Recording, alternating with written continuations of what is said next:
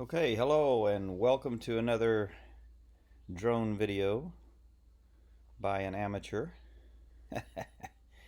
Here we are at the farmhouse. Actually, I am right now sitting in Snoqualmie close to Seattle with my parents, and I took this video on Saturday. Today is the 16th, so it would have been on the 14th.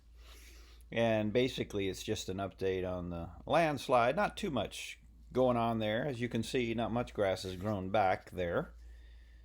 But there are a few things I wanted to show you for those of you who are interested in it and following it. So I'm coming down close. I don't use the drone enough to get good at it, so I'm always pretty nervous about running into something. But anyway, down there I am looking at, okay, so you remember I planted some trees, some little elm trees, about 25 of them, and then some acorns. And lo and behold, the acorns have sprouted, I guess you say, and I have little oak trees coming up. And so I'm going to show you a few of those before we go up to the top of the slide area. Okay, so see that rock? See the brown leaves? I don't know why some of them are brown and some of them are green, but that's a little, those are little oak leaves. It's about 4 inches tall. And there are, I think, about 6 or so. I planted way more than that, but the guys that sold them to us said that they can take different amounts of time to come up. See, there's another one by the rock there. I don't know if I close in on it. I can't remember. Yeah, you can see it there. A little more on the greener version. And so anyway, I go through fly over several of them. Okay, so you can see that white post with something that looks like clothes or something on it.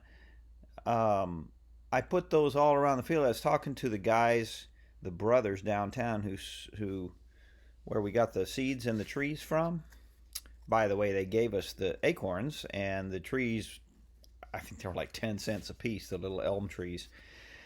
And I told them, I said, man, how in the world are we going to protect these things from the deer? Because they were the ones that told us that in the past they have sometimes sowed or planted 100 of them on a field, and the little deer, roebuck deer we have, came in and wiped them all out, just ate up every single thing. Well, so far the deer haven't seen ours, so we're fortunate. I've put a little bit of netting on them.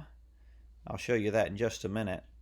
But I was talking to them the other day saying, man, how expensive is it going to be to save those? To see, there's one. There's a little netting around it. And I said, man, if we're going to, buy posts and barbed wire and fencing and, my goodness, be a little fortune to protect these trees. And he said, even if you make it 5 feet high, they'll just jump right over it. And he said, another thing that works, here's another one, is to put up posts around the area and drape clothes or anything that's human, had human use. And so I think most of this was old sheets that Danny and Jordan had. They were getting rid of. So there's one. Those are elm trees. And that's hardwood, if you don't know about it. Hardwood, elm and oak are very common to the area. So he said, just drape those, there's another one, drape those clothes and whatever on these little posts, and the deer will stay away from that. Every once in a while, spray it with some cologne or dishwashing detergent or something, and he said that will often help out. Okay, so I came up here. Well, I actually brought the drone up. I came up here with the drone because I was checking it out. We've had several days of rain. In fact, in 36 hours last week, we had as much rain as we had in the entire month of March, they said. So you can see the little mudslides that are slowly digging their way into the hills. That's one of them. There's 2 or 3 of them, and they're the ones that are giving us so much trouble, because it's not that they have that much mud or dirt that they're throwing down, but enough to cover the trenches that they dug for us. So there's a big mess. Hasn't changed too much from the last time I did a flyover, except that you can see it's all wet because it has been raining. as long as it stays up here and doesn't move everything before we get the track hoe, Lord willing, in the next month or two, so we can come up here and clean this out and get the trenches back. You know, even if we have more mudslides, if they're just the small things, we can handle it. But up until now, I mean, to do that by hand is impossible. There's the hole. That's all that's left of the entrance still of the big culvert. You can see the water is going and getting getting caught by the second one still. But here, for example, in the middle of the picture, you see that big mud blob there? That used to be a trench.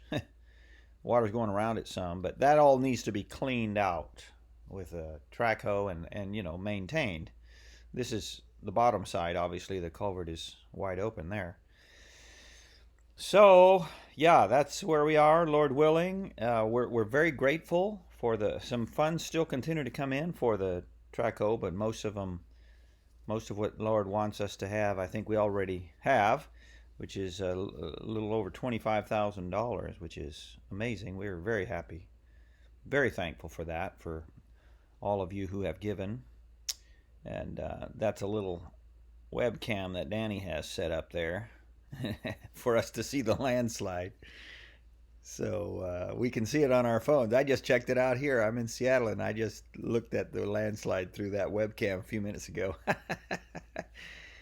So you can see those little posts with the clothes. I put them more or less around where the trees are. Okay, now I'm flying back to the farmhouse and decided to show you a little bit of my garden area, which I've not done hardly anything with so far. When I get back, I hope to do a little bit more. I've got a few pots with some lettuces and there are some peas and stuff like that. Just small stuff. The rest of it is all coming up from last year. Okay, well, there I think I catch a view of the horses, the 3 horses over there. And that's about it for this time. So hope you enjoyed it, and thanks for praying for the track hoe project. Goodbye.